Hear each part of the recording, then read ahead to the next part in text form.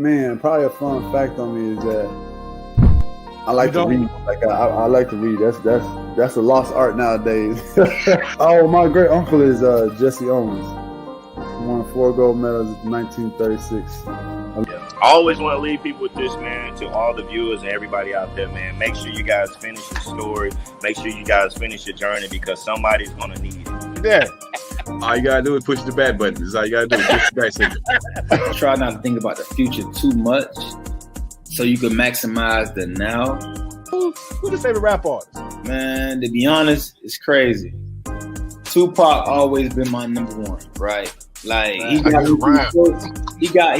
me through so much stuff, but Lil Wayne has been in the modern day. I said, what does it really take?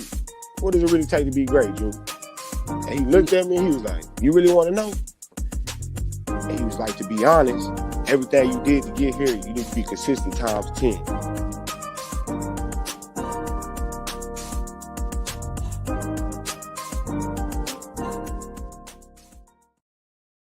What's up? Happy hump day, everybody. It's your boy, Coach Lee. Welcome to the None But Basketball Show.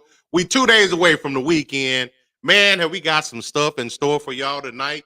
Appreciate you ahead of time getting involved, doing your damn thing as always. But, man, let's get the crew up in this bad boy first. My man coming from the Northeast, coming in with that high five as always. Meadow Wide. What up with it? What up? Kobe passed me the ball. It's Wednesday. We know what it is, man. It's hump day, but we speak basketball over here. Hope everybody gets some hump tonight. And Coach, man, shout out to you on a great day. I seen you over there on the Food Fest, man. You know what I'm saying? Look man, lovely. I give him a fat boy on, man. You know I'm going to do that. Absolutely. Shout out to you. It's basketball. And, we need a 3-man weave in here. As much as we can go Kobe and Shaq, we're going to add Derek Fisher in here because you know what I'm saying? Derek Fisher, people need to realize, was a very valuable piece to a lot of Lakers teams. You can say Robert Horry, you know what I'm saying? A lot of other Lakers, shout out to the championships. Hopefully we get one this year. That looks good. But my guy, got to bring my Celtic guy in here, man. Trying to get the 1 seed. Let's see if they push through for it, man. My guy Willie in the building. It's the world with you. I know what it is. I know what time it is. Yes, sir. Yes, sir. Shout out Chris at the game tonight. Shout out Chris. I took plus 14, man, on the Wizards. So shout out to the Wizards, man, for keeping a competitive first half. You know what I'm saying? And you already got a money line mini with Took. So we out here right away. You know what I'm saying? Right away. All day. How's your day been so far, man? Be better if my Celtics can pull this win out. But no, it's been good. I'm cool. Man, I'm hating on y'all, man. Y'all team. I understand. Marching towards the playoffs. We talking about what we should have did in the offseason. Yeah. See what had happened was. But it is what it is, man. Yeah, man. Definitely a good day, man. Despite what the team in yellow and purple was doing, I wasn't a believer, but I'm gonna continue not to say anything about it because they keeping it pushing right now. So shout out to the dogs doing their thing. Suns did clinch. Yeah, they did clinch. So shout out to them, man. Possible matchup with the Warriors, perhaps. That's the villain. Well, we'll get into that a little. Get into that a little later in the show, man. I think my Celtics have just settled with the second spot, second seed. Oh wow, dispose of riches. Yeah, it's settled with a second seed. But hey, man, so y'all are some basketball guys, through and through. Who's your favorite all-time college coach? Ooh, that's a good one. All-time college coach. That is one. It's a tough one. It's a tough one, definitely. But if I had to pick one, my personal favorite guy that I loved, and I mean every coach is great if they are great. Al Skinner, man. I'm a BC guy. You know what I'm saying? College basketball. I felt like those years where Al Skinner was there, man. Al Skinner was that dude, man. And if I was an NBA owner, I probably would have gave Al a job. That's how I felt when BC was doing their thing back in the day. So that's who I would say my personal favorite head coach. As a Gators fan, my interest should be Donovan because we got the 2 rings. But it's not. Just because of the time period and watching him Coach Boeheim, man. I love watching Boeheim coach. Okay. He was just. I just felt like he was the real deal. And I want to Trae Young jersey. I like. I know, right? Other guys, I like Patino too, even though he got himself in some trouble. I mean, ain't nothing to a player though. I mean, but I like Patino. He them Louisville teams were fun to watch. Okay. Honorable mention Calhoun. I can talk about coaches all day, man. Definitely could talk about coaches all day. Calhoun was a hell of a coach as well. Right. My favorite college coach of all Yeah. time is Nolan Richardson. Nolan Richardson. Razorback. And real interesting fact on him, he was born and raised in El Paso, and he played for Don Haskins at UTEP, which at the time was Texas Western College, which has a historical significance because they beat Kentucky, the first all-black team against the first all-white team for the championship. Well, they weren't the first all-white team, but no, was it? Well, yeah. Definitely. But no, I see what you mean. That's crazy. Wasn't that? That's not Glory Road, is it? No. I think that is Glory Road. Yeah, Glory Road. Yeah. Pat Riley played on the Kentucky team, I believe. Yep. You are correct. Patrick Riley. For he had game. Coach name, bro, I think. What you say? He said he had game. He had game. now he's sleeping through trade deadlines.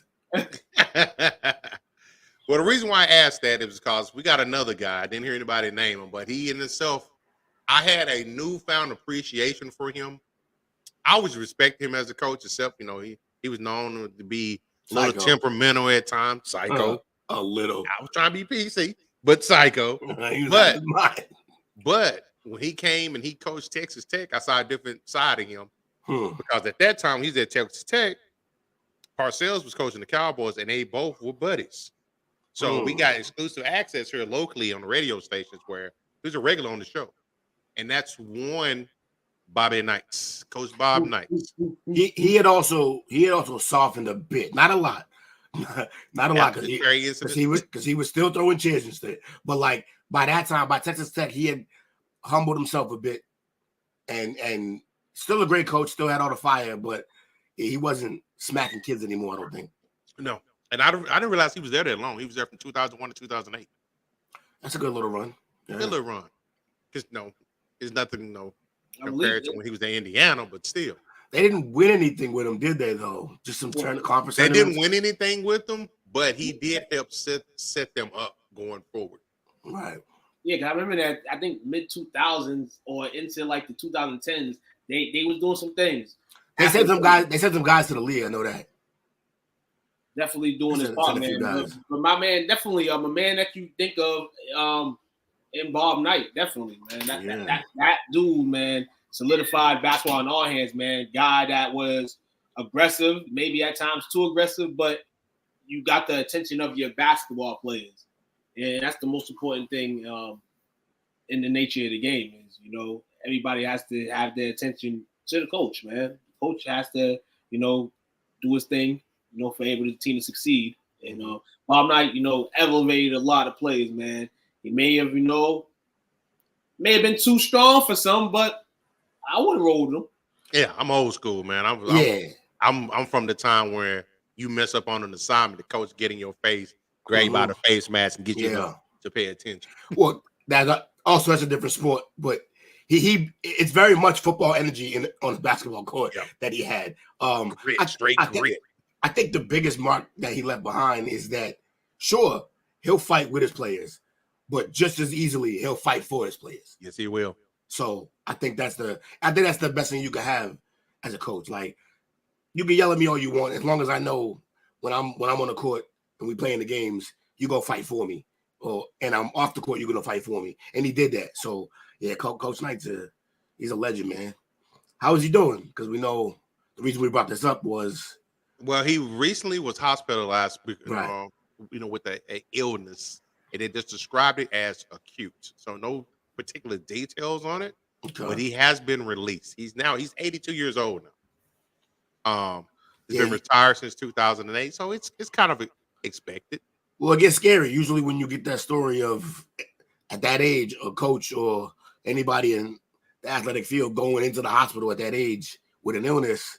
It's usually they don't walk out necessarily. So it's good that he got out and that he's doing better now. Absolutely, man. He's a different breed of guy. You know, he had some great teams in Indiana. You know, you had asked about what he had did at Tech. I looked it up real fast. You know, when he got there, he quickly improved the program that they had. I think they hadn't been to the tournament since. So he got there in 2001. They hadn't been to the tournament since '96. Okay. But he led the team to postseason appearances in each of his first 4 years. 3 NCAA tournaments and 1 NIT. Yeah, look, that's better than what they was doing. And they got to the Sweet 16 in 2005. Yeah, they got the Sweet 16 in 2005. I forgot what that team was. That team was dope. The team was straight. I used to use them in the March Madness game. That's throwback there too. You know what I'm saying? You know, pick those presses in those zones, man. You know, nothing better than college basketball, man, on the video game system. See that I looked it up real fast. At 2005, 2016, there really ain't nobody on there. Is that the coach Jerry Tarkanian? Is that who you're talking about with the UNLV teams? I believe. Yeah. Shark. Yep. Yeah, Tark was. He Yeah. He was another mofo right there. He was crazy with it. That was crazy how on that on the Showtime show on HBO they showed like it's mob ties. I'm pretty sure that was dramatized. It could be a little dramatized, but I wouldn't put it past him. I always thought Riley had mob ties too. He just looked I still think Pat Riley got mob ties. That's what I be saying. Like the way should be getting done around him. and just the slick back hair, he looked like straight up Pacino. It's not like he ever floated down. It's like he's always just level-headed. When it's up, and then it's up, like he's always up. Plays the numbers right, I say. It's crazy. You can say he plays the numbers right. Yeah, numbers. It's not conspiracy. I'm sure he's playing the numbers right. Yeah, exactly. The numbers. Playing the numbers right. Is he playing the numbers or is he running the numbers? Yeah, but prayers to Coach Knight, man. Quick for recovery for him. Ain't his time yet. As stubborn as he was as a coach, I can see him telling the Grim Reaper to F off. Yeah, it ain't time yet. And throw a chair at him immediately, expeditiously. But it's crazy, man. You know, I had mentioned, him and Parcells had the tie from the time when they were coaching at Army, I think, or Navy. Shout out Sleevers. Sleevers in the building. What's good? Canada's in the building. Waffles, maple bacon, and poutine in the building. Jake, you got competition for a villain in here tonight. This man's always starting trouble in the chat. It's his first. Yeah, he does. Look, long time fan, first time caller today. Yes, sir. But he was kind of hardcore. Parcells was kind of hardcore, but to listen to the respect and admiration that they have for one another was pretty cool. Because those type of dudes, normally you just think they're just an asshole mode at all times. But but but also birds of a feather. That's true. That's true. Sometimes I can imagine when you got that type of temperament, you can only be around certain type of people. People who I grew up with some guys that had tempers like that. And we just kind of like let them do their thing. Yeah, it's like either you can put them in the same room and the worst can happen, or the best can happen. And it seems like Parcells and them got it right. Okay. What's up? Next up, we're gonna say, we're gonna do this. We just got done with the men's Final Four. I would have to say, because of you two guys and your love and your admiration for the sport, that was the first championship game I had watched since D Rose and Chalmers. Oh wow! Oh wow! Yeah. Also, My man too was on it. He's like, oh wait, yeah. Also, thanks for that reminder, man. I was heavily invested in that Rose team, and that was disappointing. Them dudes could not shoot free throws as a team. Right. I might have lost a 20 that night. Yeah. You know I lost a little more than that. You had Anderson from over here. Right from Lynn, right. You know what I'm saying? Mind you, I was living in Lynn when it happened, and I was pissed. It's crazy. So it's pretty interesting. I like the game for the most part. It was a little underwhelming. No, San Diego State, they made a couple of runs, but they were just, they just got. I don't think the bench was deep enough for them. They got outclassed. They did get outclassed. Who's the big man that plays for UConn in the middle? I don't know his name, but his story is beautiful. He's from something. I don't know. Yeah, Senegal. Yeah, Senegal. Oh, yeah, Senegal. Yes, I can't pronounce his name. I don't know where he's from, but I know he made a shout out to his parents back home. Yeah, that was cool. They were watching on an iPhone, and it's just a heartwarming story, man. Like he dominated the paint, whatever they did. But the whole tournament he was like that. Dominated the paint with no food. Dominated the paint with no food. Celebrate. Ramadan. Ramadan. Right. Oh wow. Yeah. That UConn team did a lot in this tournament, man. Every single game they had. Hungry for the ball. That's kind of Elijah Long like. Yeah. It was. And also, it's also crazy because like that style of paint beast is kind of gone in the league. So we don't know what his career is going to be like later on. But in college right now, they needed every bit of what he was doing. And San Diego State, they actually, I'm going to retract a little bit. I don't want to say outclassed because they cut that game to like a 5 or 6 point lead. I thought they was going to come back, man. Well, I thought maybe that UConn had just gotten up, and you know how that goes. Like you use everything to get up there, and then you got nothing left. And but they broke it down after on ESPN, and they showed the two guard, and he was looking like Ray Allen out there. The way they were running plays for him, they just had him running, coming off screens. They compared him to like Clay. They said he probably won't have Clay's career because you can't just call that like saying somebody's gonna have Klay Thompson's career. Right. But they were like the style of player he is a lot like Klay Thompson. How they just almost no dribbles, all his points, almost no dribbles. He just running off screens, off the screen, boom, pulling the trigger, firing, and he don't need but a little space to get the shot off. And got a quick release. Yeah, he was killing them. What's his? I should have. I knew we were gonna talk about it. I should have got the name, but yeah, he was killing, man. It was fun to watch. Yeah, man. This tournament ended up in we'll say the Blue Bloods winning again, but the way it turned, man, was definitely interesting. 0.4% had San Diego State and UConn in the national championship game. Yeah. So this and all, nobody's bracket is perfect. And that's the spirit of the whole March Madness, man. Everybody can have fun with it, not get mad at it to the core, you're not, fighting and doing all this extra stuff, you just having fun. Where my camera at? Shout out to Unk and the NIL and the transfer portal. We had the best tournament we've had in years this year. Now we coming, dog. I'm telling y'all. Now we coming, dog. That kid you're talking about. Hawkins, Jordan Hawkins. What was that? What happened? What are we doing? We here. Y'all can hear me? Yeah, I can hear you. Well. Everybody just got quiet. I'm hearing a lot of noise in the background. Like, where's that coming from? Oh, yeah, I wasn't over here. I hope not. The kid that you were talking about, is that Hawkins? Yeah, Jordan Hawkins. Yeah. Okay. Is he related to Hershey?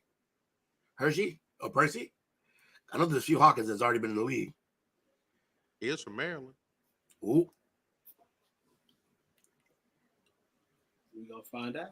Oh, we gonna find out. Stay tuned. Who else surprised you during the because they said that the game was underwhelming. I don't believe that.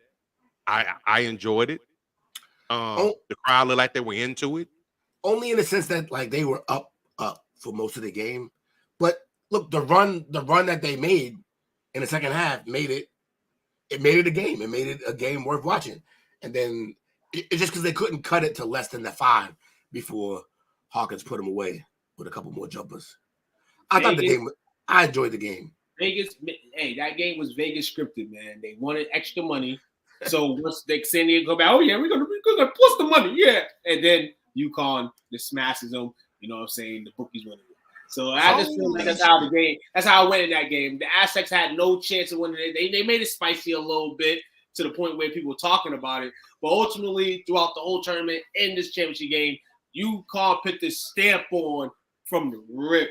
And Dan Hurley, shout out to Hurley, man. Yeah. On an absolute fabulous year. Absolutely. We know he's bringing recruits in. He had 3 top 100 guys this year. He's going to get some of those next year.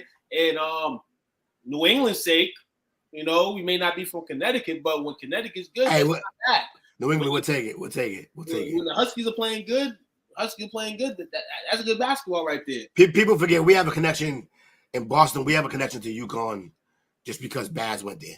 And Baz is from our city, like literally from Boston, born and raised, bald hair. I played against Baz in tournaments many times. So like we had love for Shabazz Napier, and he got a championship there. So that that was the Hungry Huskies team, and we'll forever be connected to Connecticut just because of that.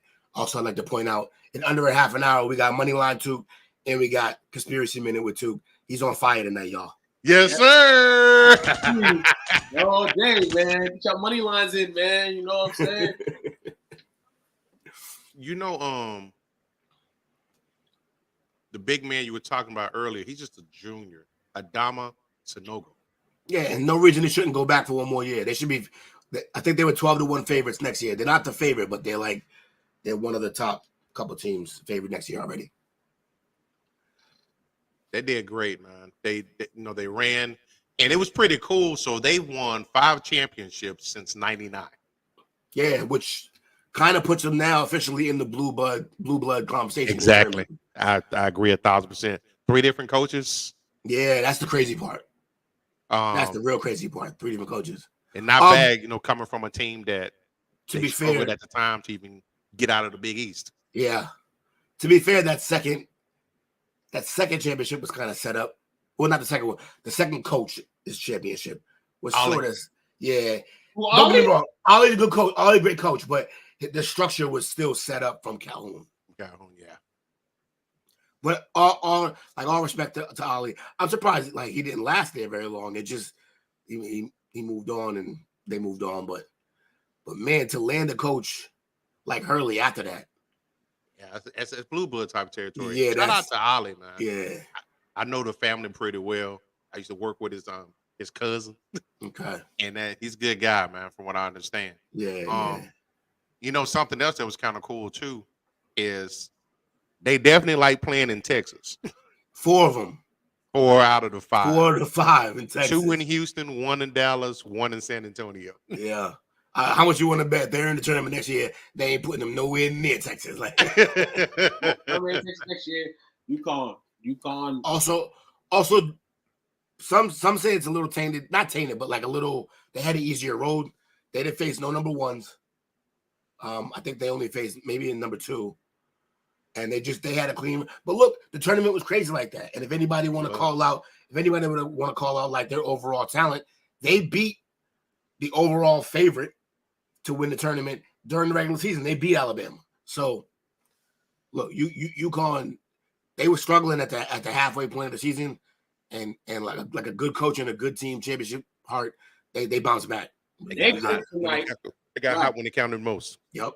Their kryptonite lost in the first round, I believe. Second round. Who? Marquette. Yeah, Marquette's a thorn in their side. Yeah. Yeah, you're not wrong about that. So, not wrong. Congratulations to the UConn men's basketball team. For real. Shout out. Great run. Y'all gave us a great tourney this year. Go Huskies. Salute to y'all, man. So, we like segues around here, right? So we do. I got a good segue for you for our next topic. Oh, how's that going? What's this about?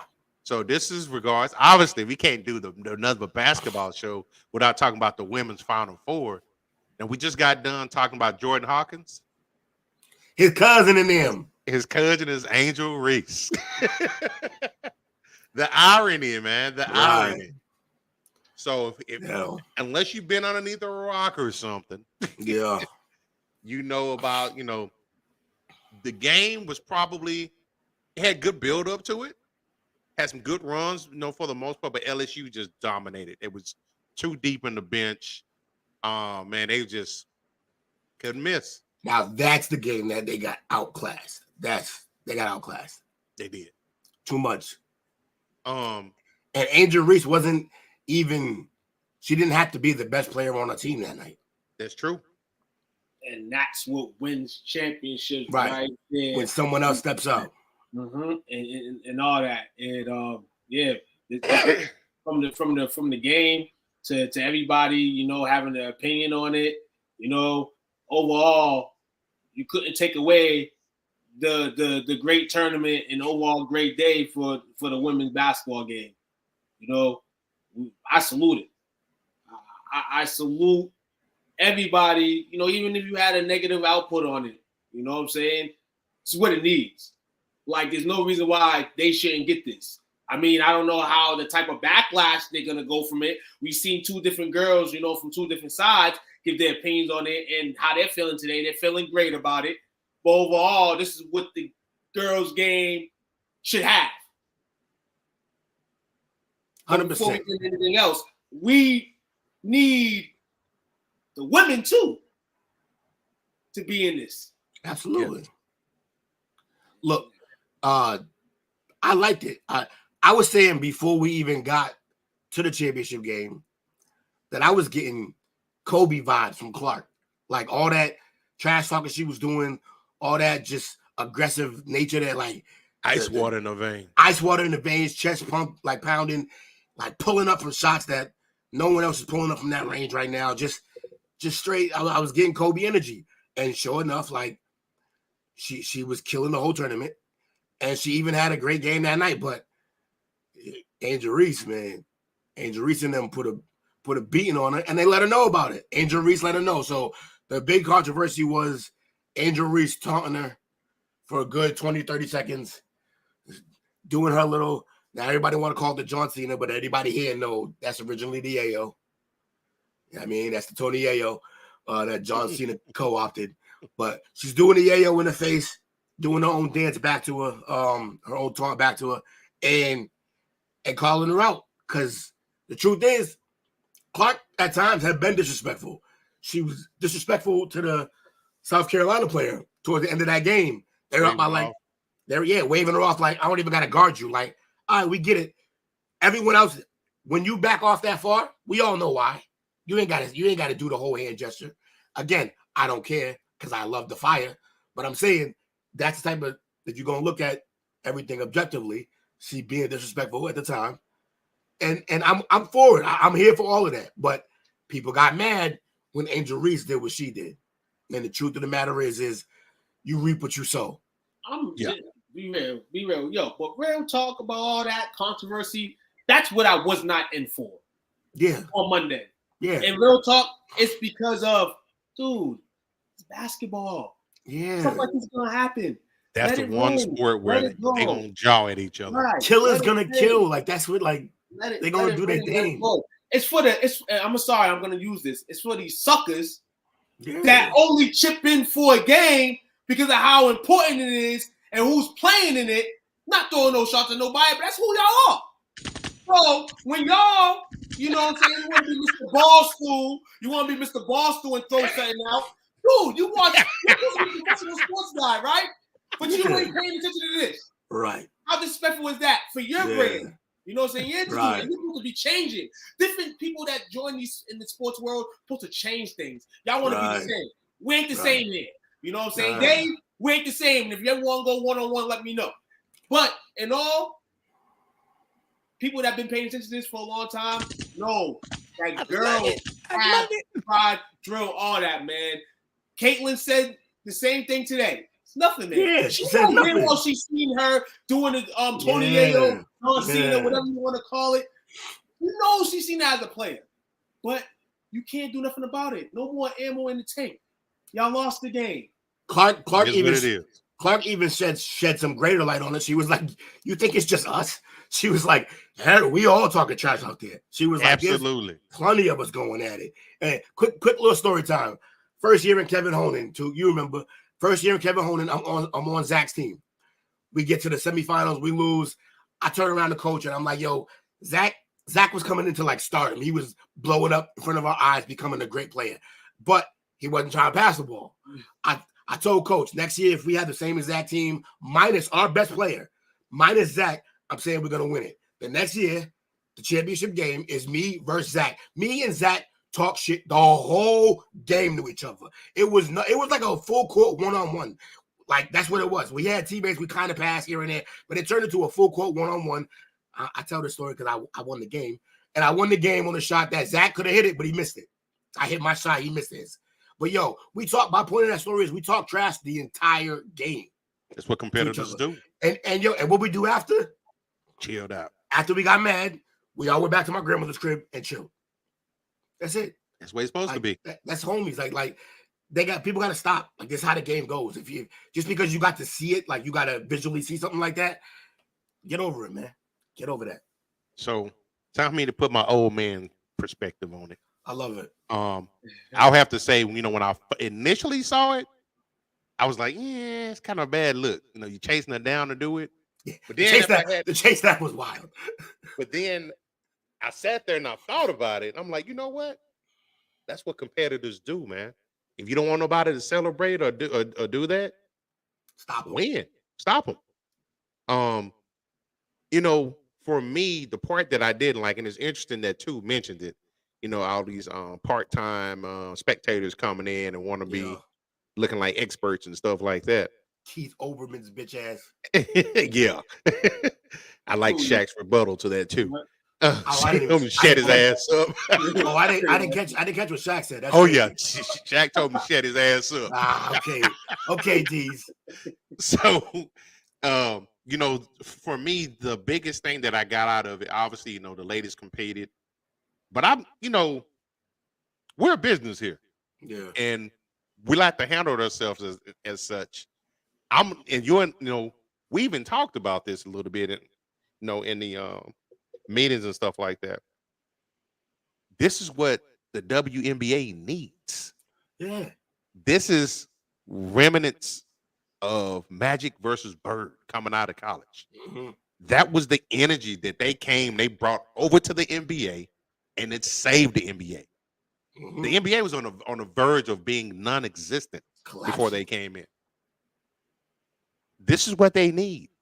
So hopefully they can take this energy, bottle it up, and hey, man, I'm ready to catch me some Dallas Wings games and some WNBA games. I actually like women's basketball. Mm-hmm. I like the fundamental of it. Yeah. And my sister was a hell of a player on a hell of a program. So I follow women's basketball. But the part that I didn't like was two parts. I didn't like how race got interjected into it. And it was on both sides. You know what it felt like? What's that? It felt like the night that was supposed to be Black excellence at the Oscars. Yeah. And got overshadowed by Big Willie being crazy. Yeah. That's what Took it felt away like. From the shining moment. Except in this particular moment, I don't think we needed to respond that way. We didn't need to respond the way what Big Willie did. Yeah, that was obviously going to be. When people will respond like that because of Twitter, right on Twitter. Twitter's a nightmare. Twitter's wide the fuck. I didn't mean to cut you off, Coach. Yeah, Twitter's good. Crazy, but yeah. So, and your second point was, and I stole it from you, didn't I? My fault. No. I'm trying to think how I can word this. Yeah. So, the race aspect of it got interjected into it for no reason, in my opinion. It was wrong on both sides of it. Mm-hmm. But everybody showed their true colors, and tribalism is real. Mm-hmm. But for the first lady to come out and to say, hey, we should invite both teams. That's crazy. To me, that sounded from the outside looking in like she picked a side. Yeah.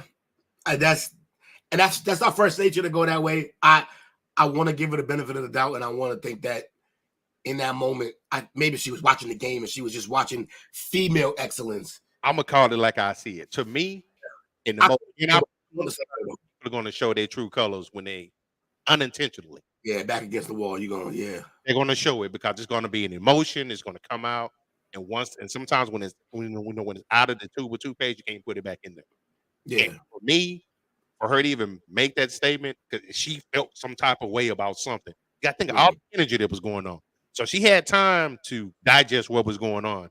She's probably on social media herself. She sees all this back and forth, people picking sides, and she threw it out there. Now, I try to give her the benefit of the doubt that maybe she was just trying to extend the olive branch to both sides. Yeah, to both powerful women teams Exactly. doing their thing. But I'll give them that. But it doesn't necessarily pass the smell test, though. Right. I do have a cynical side. And for me, I was like, I wasn't surprised. Y'all don't hate on me. It is what it is. But that's why I don't subscribe to identity politics. Right. Yeah. I'm going to go with whoever the best candidate is, in my opinion. I'm not going to vote for somebody just because of the way they look. Because there's warts on both sides of the party right now. So, hey, it is what it is. But everybody who constantly thinks about black, white, black all the time, man, y'all missing out on life. That shit's consuming you. Because everything is a fight to you. Everything's a fight. It's a conflict. That's kind of the point. They always want us in conflict. Because once we work together, it's right on time. Right. Dude, we got it. Hold on. Before y'all go back, before y'all go on. Nah, real talk. Salute both of these ladies. And salute all the ladies in college basketball through around. 27, 7, and 9. Caitlin, that's you. She's going crazy. That's you this year. Going crazy. Nuts. 23, 15, 2 on 53% shooting.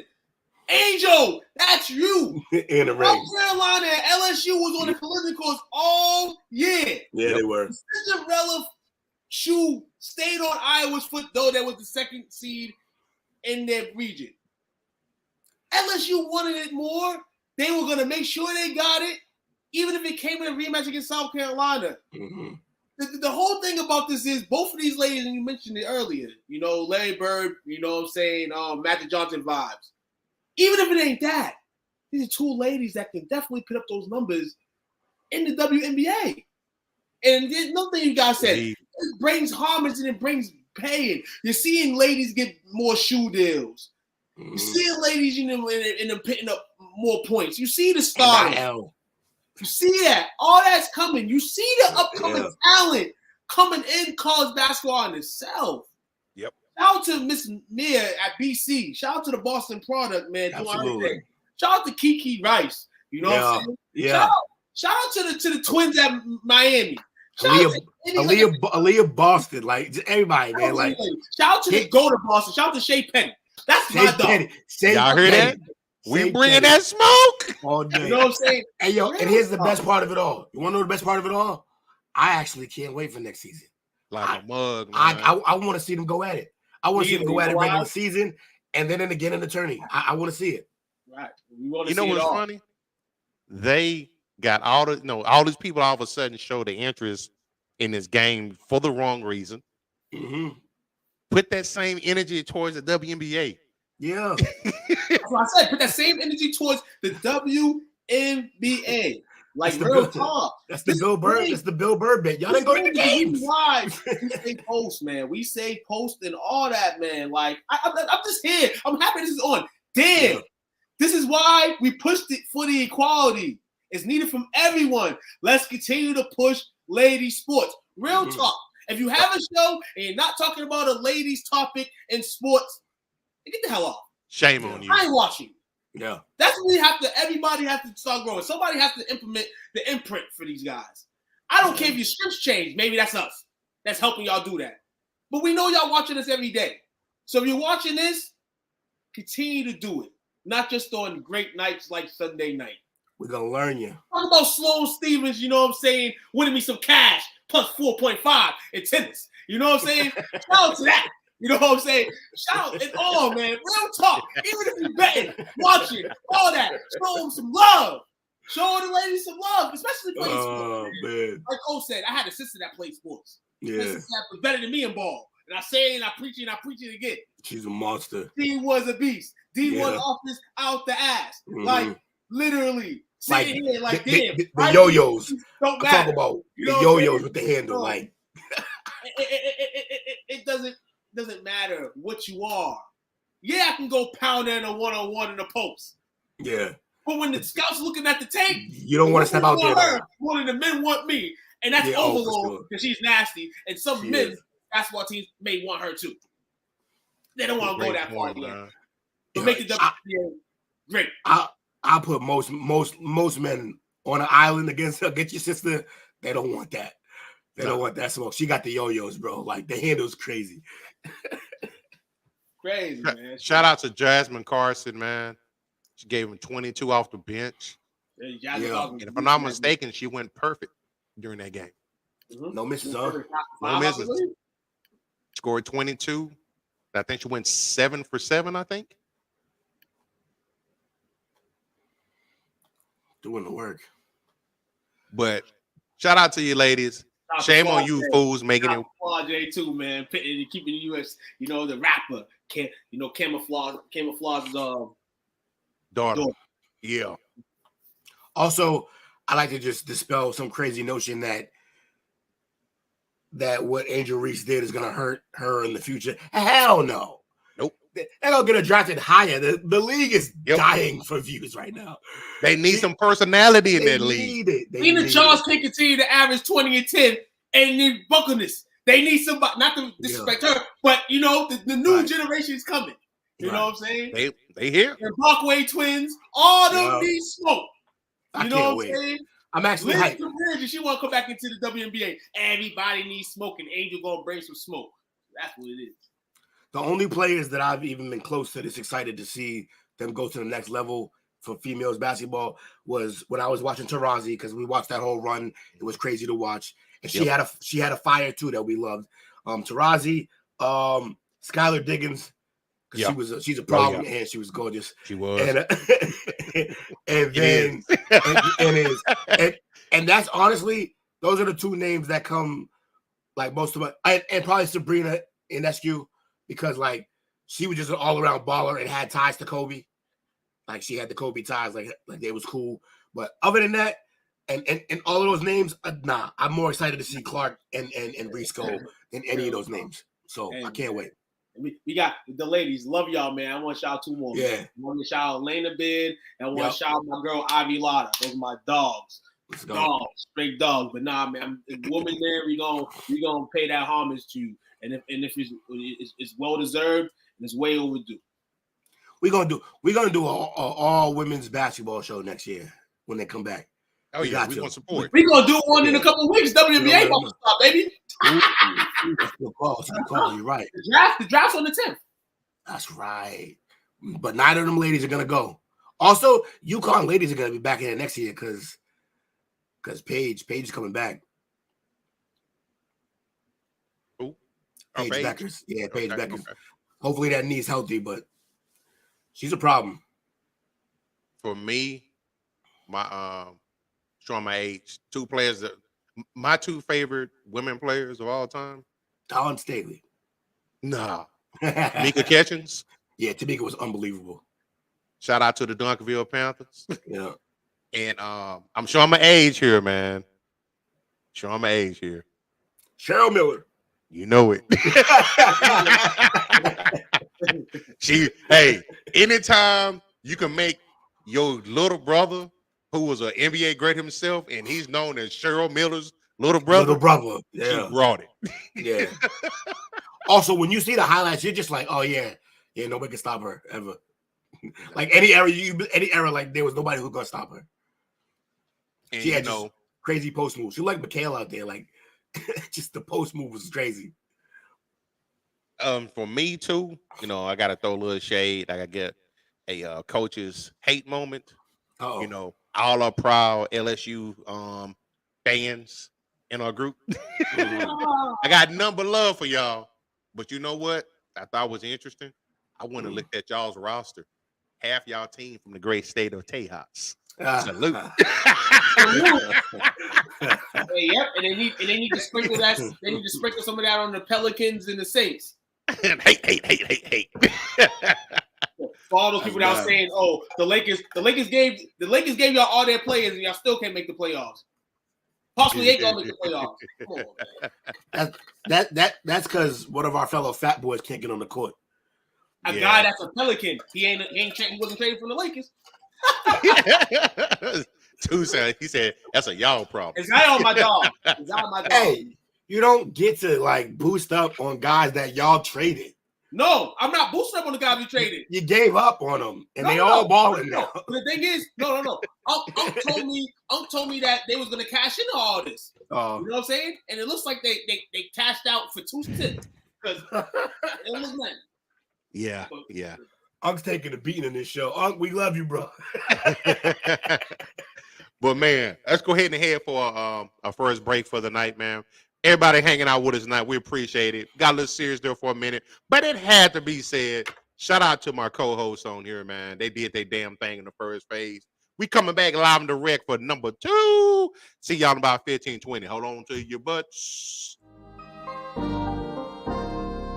Hey guys, it's your girl Tamara Moore, former WNBA guard and current head coach at Masabi Range College. I want to give a big shout out to STWF Media, the big brand, for showing love and always being about those good sports. Make sure you guys show them love. You and your community can join them every week to talk about sports. Shouts out to them and make sure you check them out.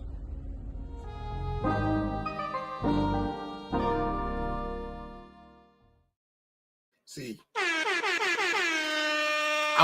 I want our viewers to know that Coach is a professional, man.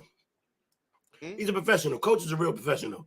We just had a great talk about the women, and we got plenty of commercials, but he went with Tamara Moore, the WNBA accent.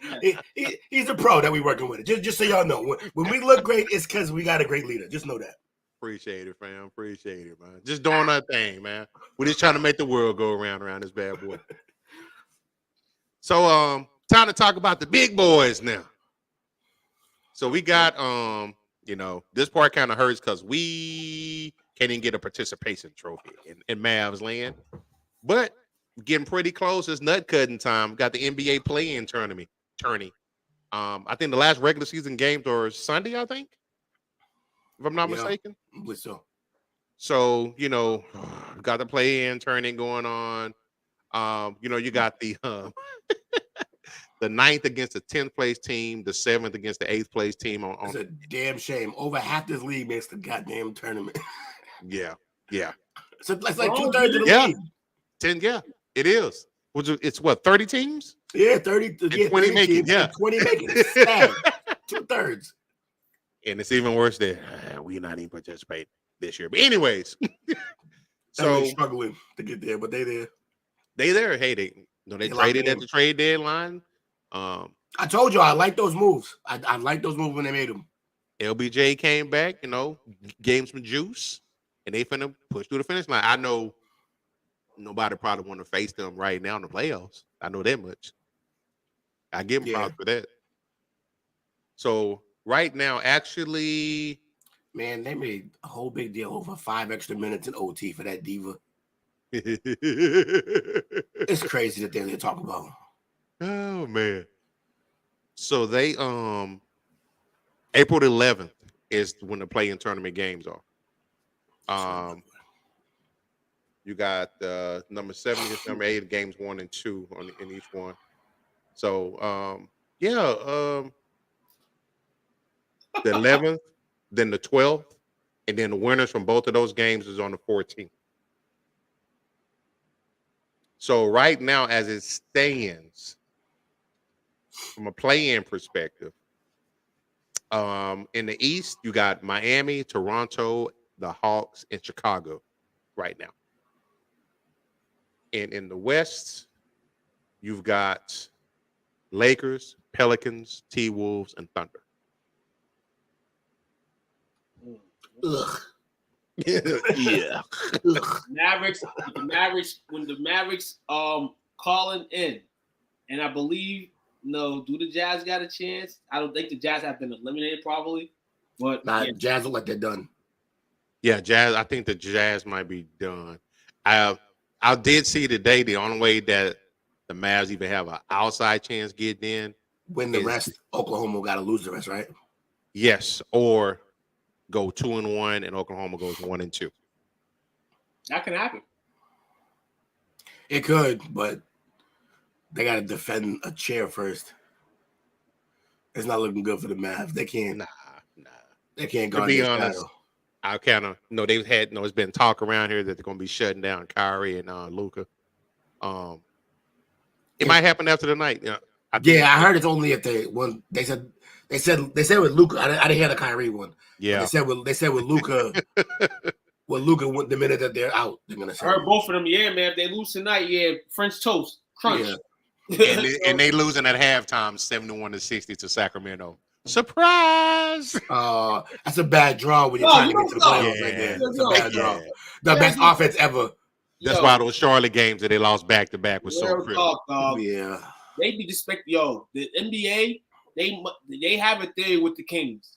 I want to see how the Kings play in the playoffs because the money roll is steaming for the Kings, and they be giving them underdog status.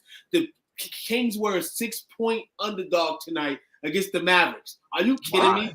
Last night, they were a 4.5-point underdog against the Pelicans where only Dellavedova injured. Were they supposed to sit people, though? Because, they already locked up? No, this is flatline game started. No injury report. The only person that was on the injury report was Dellavedova. No, I know, but look, the Kings are 4 games ahead of the Suns. Nothing's going to change their seed, so maybe they're thinking they're going to sit guys. No. Will, if they sitting guys, the spread changes, bro. And even if they sit those plays out 15 minutes before the game, the spread changes, bro. It didn't change. 9 o'clock in the morning. They're underdogs, bro. That's the last 2 games. But back into what we were saying about the playoffs. I wonder, Kings could probably win some guys a lot of money in the playoffs, or they can break some people's hearts. Let everybody know right now. I smell a setup. I think they can get out of the first round unless who are they going to be going against? Let's see. The first round. So they'll face. What seed are they right now? Right now, they're 3rd, and they're not going to move because they're 4 games ahead of the Suns. They face number 6 if they're 3rd. The Clippers right now. Yeah, they can beat the Clippers. But the Clippers have a game tonight against the Lakers, an LA versus LA showdown. LA can potentially jump to 6 if they win out. Now, if that's the case, they're going to face the Warriors, the Kings are, and that I think they end up getting smoked. Because as good as they are, I think the Warriors are asleep. Really? Asleep. I think they're a sleeping giant. They got home court advantage, and Warriors are terrible on the road this year. Terrible on the road, but you cannot discount the heart of a champion. Yes, true. You can't discount that. Playoffs is 0-0. And everything's 0. Yeah, lighted beam or whatever. They're gonna have the jitters of just being there. You hope also don't last long. Also, maybe Wiggins gets over his shit and comes back. Oh yeah. So I smell Andrew. But man. Man, this playing thing, man. It's been a lot of drama in the last few years, and we say 20 teams in the playoffs, and it kind of blows in that aspect. But what you get from hopefully these playing games, will be some but of excitement to make the playoffs interesting. It's very open season wise this year in the NBA in terms of who can be the NBA champion, or maybe the teams that were frontline in the beginning of the season get their act together. Like the Boston Celtics, and we just all set up for the Boston Celtics potentially winning the title. But it's very open right now. Nobody's safe. Don't matter what seed you are right now. So, who do y'all think are going to be the play-in teams that actually can make some noise? I think. See, that's the crazy thing. In the West, if the Lakers end up playing the Nuggets, anything can happen in that series. Because I think if you get Ed Davis just playing at his best, he can at the very least, he can slow Joker down. And they don't have a guy next to Joker that can compete with what Bron's going to do. So Yeah, I can see an 8-1 up. I mean, or was it only 2 teams we don't want to play in the West right now? We don't want to play Phoenix, and we don't want to play Golden State. Landon be known right now. We don't want to play those 2 teams. Golden State. We don't want to play those 2 teams. Any other team, I am welcomed, open arms. Yeah. Put the bet on the Lakers to win that series. They may not win it, but right now, just based on how it's structured, those 2 teams will probably be 2 teams that I wouldn't want to play the first round. And look, Jake, these are definitely some dark horse teams. I'll give you that. But look, the T-Wolves got an identity crisis. They got a problem. They don't know who their best player is. They think it's supposed to be Karl Anthony Towns. It really is Anthony Edwards.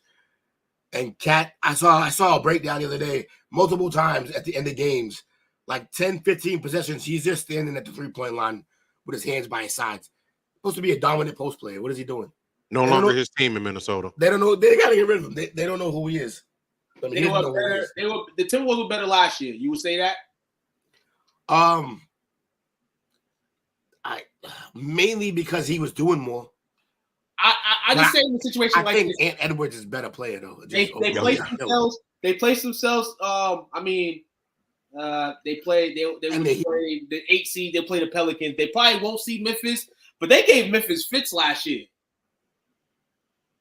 They did give Memphis those 2 bigs this year. If they play in the series against them, but more than likely they won't play Memphis. They'll play somebody else with an up-tempo style. You know, them against Denver wouldn't be bad at all either.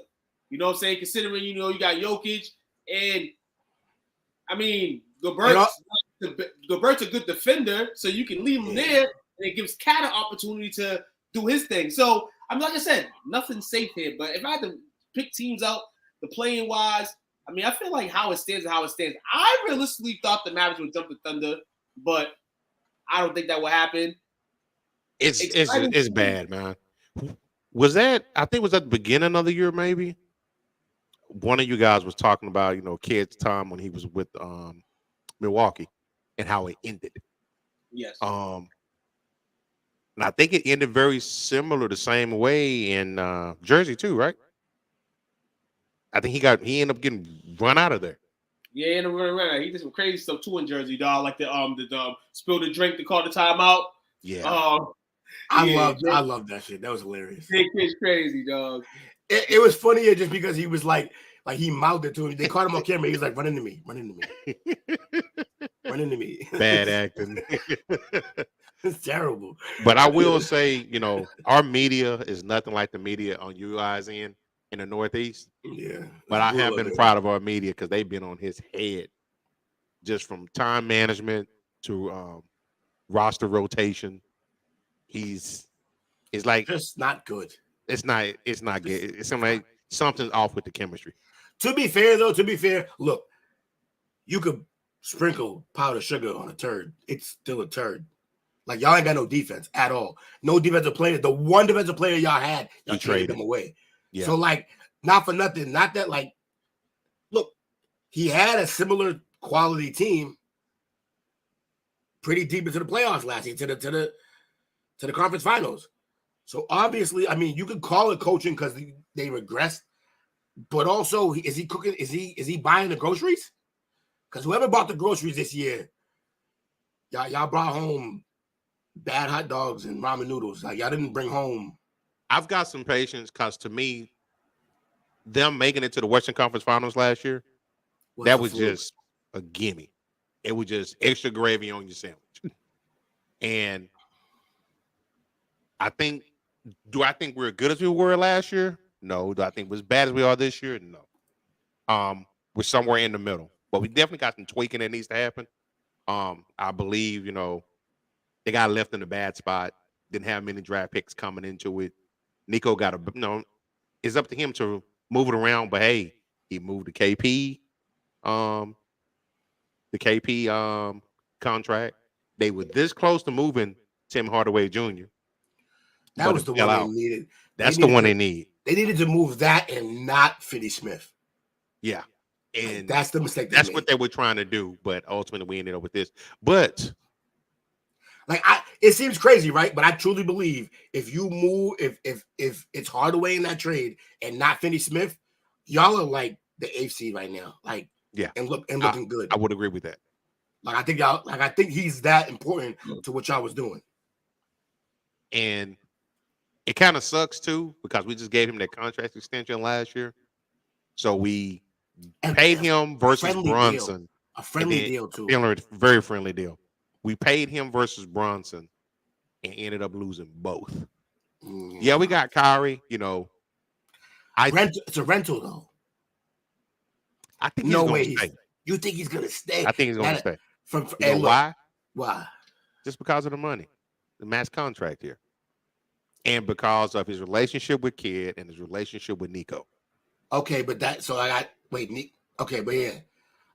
2 counterpoints is that your whole city's raining down on Kidd, so he might not even be there. I think Cuban is going to let it ride at least another year.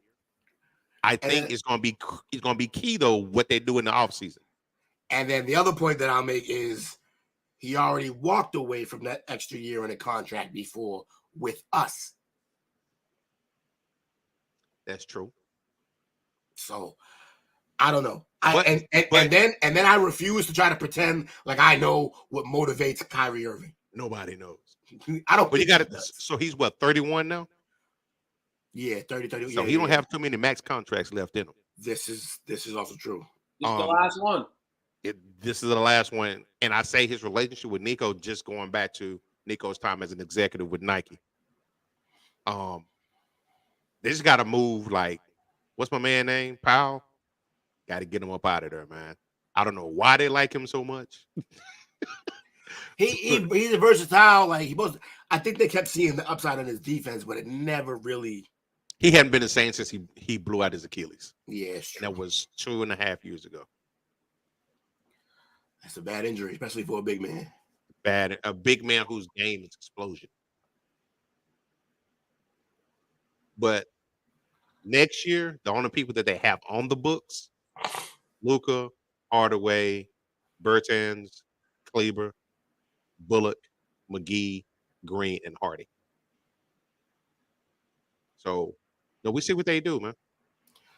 Here's my thing: if you sign with the cap the way it is, if you sign Kyrie to that max deal, super max deal, now you're tied to him. I don't even know if you really want that, but if you do, you're tied to him, and you can only bring in, I think, one more guy. And I can't honestly think of 2 players that I'd less want to play with than those 2. As good as they are, right? They are just not guys that you want to go play with.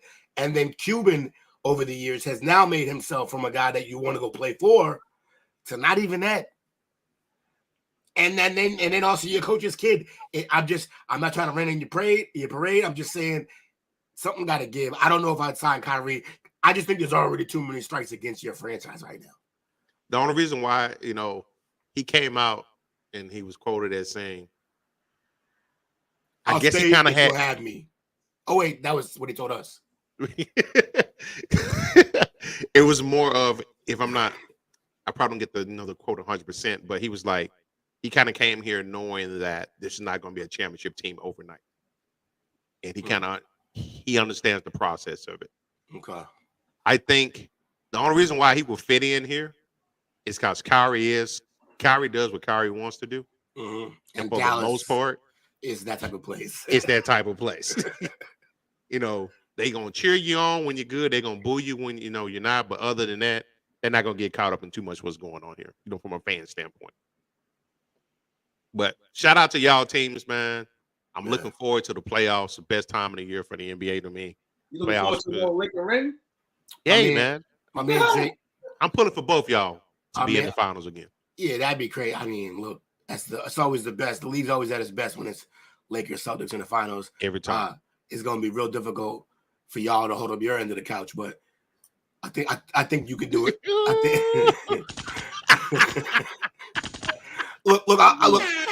I say that. I say that fully worried about my own team too, because they've been mailing it in the end of this year. Now we had a great win a couple games back. Who we beat? We beat somebody like they stole something. Was it Philly? No, Philly just won. Was it Philly? No, Embiid just gave us 52 last night. Like, it was stupid. But we beat the Bucks like they stole something. Yeah, the Buck. Yeah, that's who it was. We whooped them up. But I'm still not like, I like our team. I still got questions about who wants to close games and the struggle between Brown and Tatum, even though they're great friends apparently and they're good with it. But I think that's kind of a problem. I prefer them fight like Kobe and Shaq, because at least then y'all both pushing each other to get better and fighting to take over.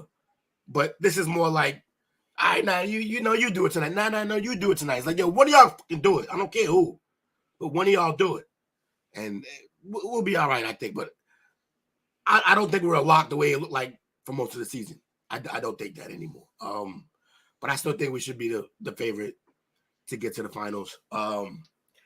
Jake wanted us to weigh in on the Heat, what we think about the Heat in terms of, because you asked the question about who's coming out of that play-in. I like the Heat, but I just think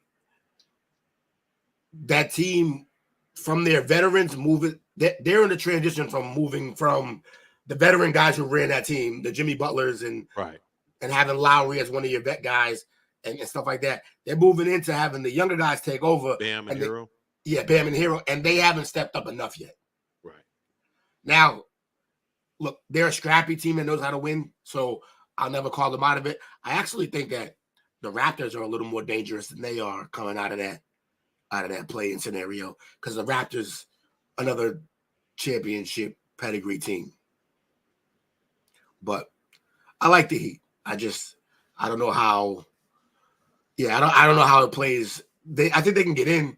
I don't know if they can make a lot of noise, especially if they get at the 8th seed, they're gonna play the Bucks. Then the 7th seed, they play us. It ain't looking good in either of those cases. And if they're not gonna get to the 6th seed to play the Sixers. So yeah, I don't know. Ain't looking too good. Valid points, gentlemen. Valid points. Yes, they were, but that was heavily on the back. That was heavily on the back of Jimmy Butler, and he's getting older. He can't do that anymore. The way he carried him that time, he can't do that anymore. They need the guy that they paid $180 million to. He was in the conference championship last year.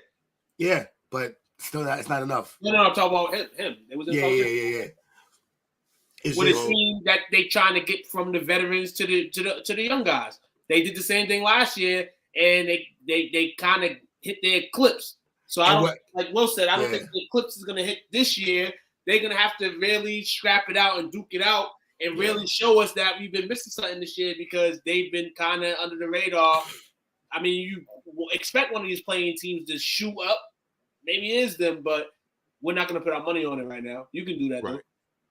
It's just the top half that they're going to have to play once they get in is tough, man. It's tough. And like I said, what happened to them at the end, when they finally got eliminated, it was because Jimmy literally ran, like, he had nothing left in the tank. Nothing left. And I just don't, he's a year older. I don't think they can ask that from him again. That being said, if Bam goes off and Hero goes off, then I guess they could beat anybody. That's true. So, who's y'all's favorite for the MVP race? Giannis, even though I wouldn't bet on him just because the voters are crazy. But I think it should be Giannis. Should be Joel Embiid. I agree on Embiid as well. I think he made a run towards the end here. Man, look, he gave it 52 last night. That helped, but guess what? He sat. He sat when he should have played Jokić the other night. He should have played. And Jokić sat out the last 3-4 games prior to last night against the Rockets. No, he sat out games, but not games against him. And Singren gave him buckets last night. Buckets. Houston was out there carving Denver up. Hey, man, Houston's beat a few teams, man. They beat them. They beat us. I think they beat my Lakers one time. So, man. But I think Embiid, I mean, if you're not going to swirl it Jokić's way, give it to Embiid, man. Get somebody that hasn't 1-1-1, man. Greek, he doesn't do Greek any better. And it doesn't do it probably does better for Jokić, you know what I'm saying? Because when you look at his career, that's probably what you're going to look at is the MVPs and the stellar stats. But, at the end of the day, give it to Joel, man. Yeah, I don't think the Joker's going to get it. We talked about this a couple of weeks ago, just from the voters' fatigue. He's won it the last 2 years. He's kind of doing the same thing again, and they may even want to say, you know what, let's give it to somebody else different. I think Greek Freak makes a great case. He's carried his team all year. Middleton being in and out of there. Yeah, he's been very consistent. But I think at the end of the day, I think Embiid's gonna get it. It don't help. I'm not a fan of Doc Rivers. He's been chiming in, doing for him, but that might be a mistake because Doc Rivers, you suck as a coach. With his raspy ass voice. But look, Embiid will probably get it. He should have got it last year. Embiid should have got it last year, and then Joker should get it this year based on how they've been playing. But let me reframe that. He doesn't suck as a coach. He just underachieves. Yeah, especially later on with the talent that he's had. Yeah, because like the thing that used to be great about him is that he overachieved a little bit with Orlando when he just had T-Mac and had them going to the playoffs and shit like that. I forgot he was there. Right. Y'all gonna mess around. Six is about to get to the championship this year. And then he went to the Celtics, and technically that's an underachieve because he got handed some ballers. What do you have on there? Three Hall of Famers, and then like and Rondo's no slouch, and then shooters everywhere. Besides that, you had Eddie House and Posey and like just Poe. You had guys everywhere, and you only got one ring out of what, a 5-6 year run with that squad. Yeah, that's an underachievement. So, Doc gonna Doc. What else did he have? Was he the coach with the Clippers when they had Lob City? Oh, yeah, he was. Lob City? Yeah, yep. Lob City, another underachievement. Really, was he? I think so. Yeah, he was. He got traded. Celtics traded him. You remember that? We traded a coach, imagine. Really? I didn't know that. Doc was hot. Yeah. Man, I know. It's funny, right? It has to be. Yeah, that's right. I can't think of anybody else who was coaching them. He was there when they had Paul and DeAndre Jordan. And yep. Yeah, he was there. Underachieved. Now, to his defense, is Chris Paul hadn't got hurt in the Houston game. I mean, the Golden State series.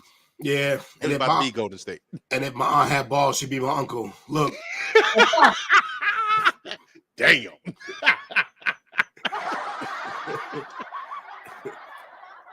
Can't if ifs but fists would all be drunk, right? What's going on, everybody? Little dude, what's up, man? Little dude in the house. Chris, we love you too, bro. Appreciate you. Much love, Chris. So next up, this one kind of pissed me off just because of the speculation that was around it. Mm-hmm. Andrew Wiggins update. The rumor came out that his baby is one of his babies. Yeah, we had a shade. And they started saying, all shade. Friends. It's all types of shade, man. Yeah. But they finally brought it, said what was going on. What was it? His father was dealing with a health situation. Oh. He had a serious medical situation going on, and he wanted to make sure that he was there. So he chose to be with his dad, Mitchell Wiggins, a former player himself. Man, Jordan got his dad killed and still played. Let me stop. All right, Bumpy. Yeah, man. Apologize to all outlets for listening to whoever's story that we listened to, but in all, it's happy. It's good to that he's going to be able to come help this Warrior team in the playoffs because that's exactly what they're going to need. They're going to need a fresh body, that can play both sides of the basketball, that can possibly help them in those road woes. Man, he hasn't been a part of his team in about a month or some change. I hope his father is doing better. You know, it's a damn shame in this world where you don't know somebody how you want to know them.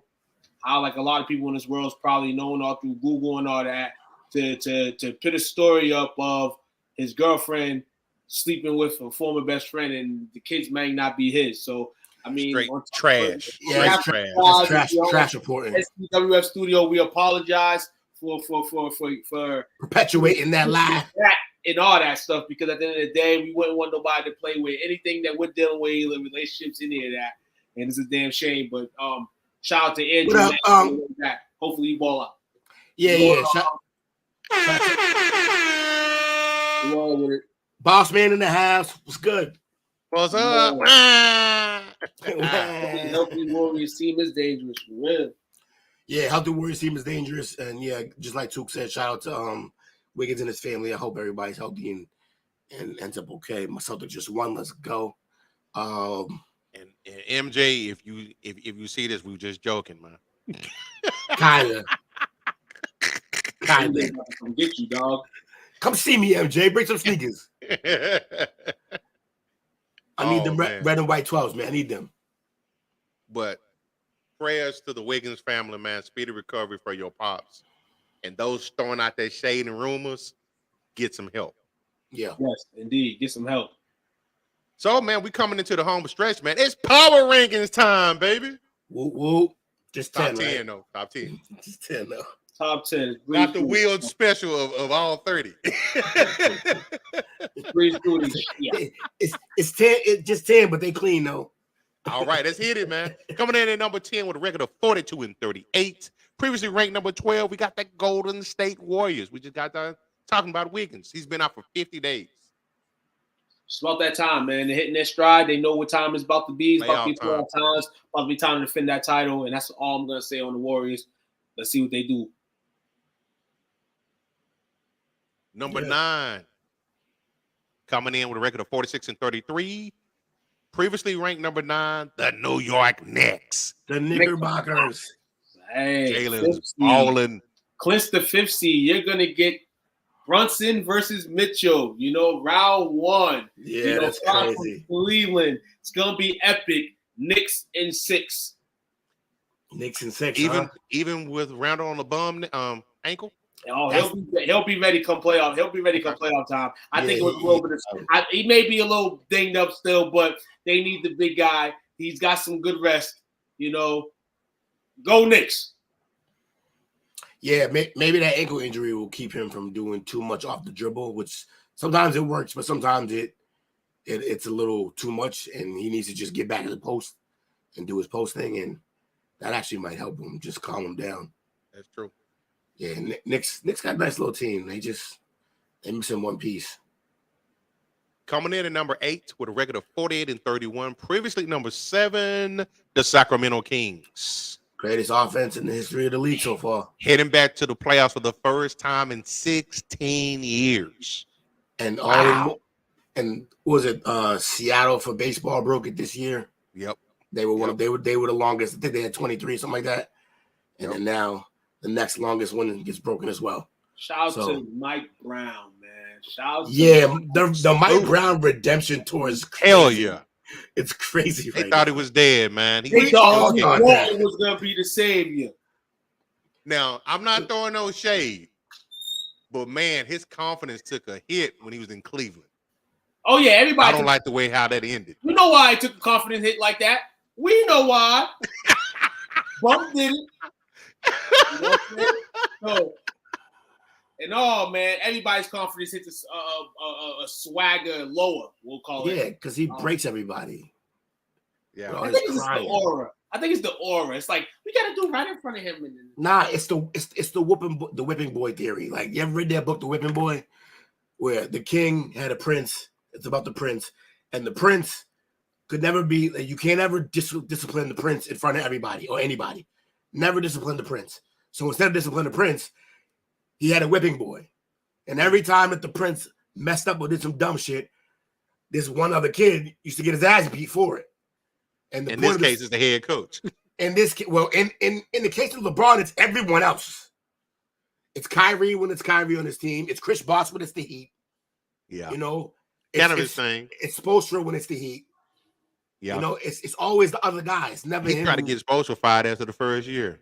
And Rod was like, sit that ass down. He was like, yo, I groomed this kid. He's basically me. You're crazy.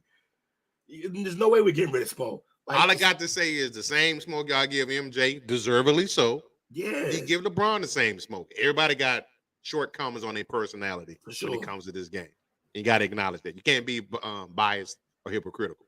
MJ ain't break no Hall of Fame coach. I know that. He got them rings. That's what he did. I digress. Yeah. Coming in at number 7 with a record of 44-35. Previously number 8, the villain in his Phoenix Suns. Yeah. The winners of 6 in a row. Got the number 4. They gave themselves a lifeline. So the royal oats for KD. Now it's time for work. Let's see what they can do.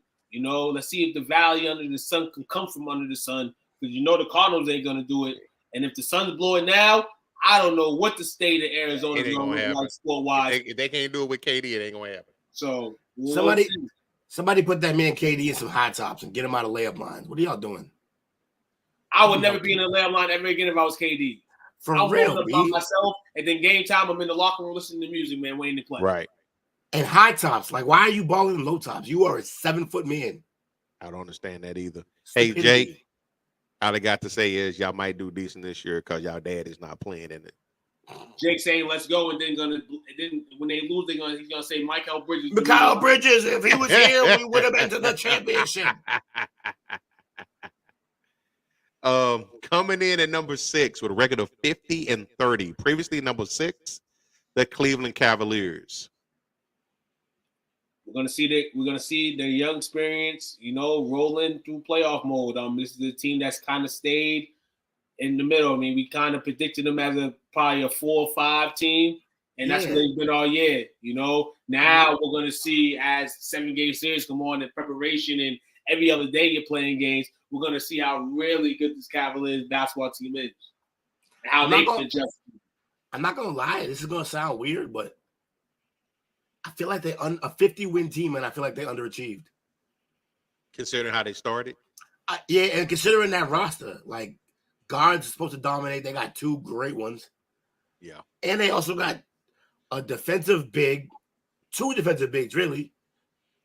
They got to get more out of Mobley. I'm going to throw a curveball on that. And the curve will be dunking on people like. I'm going to say the only Eastern Conference team in the top 4 that somewhat overachieved.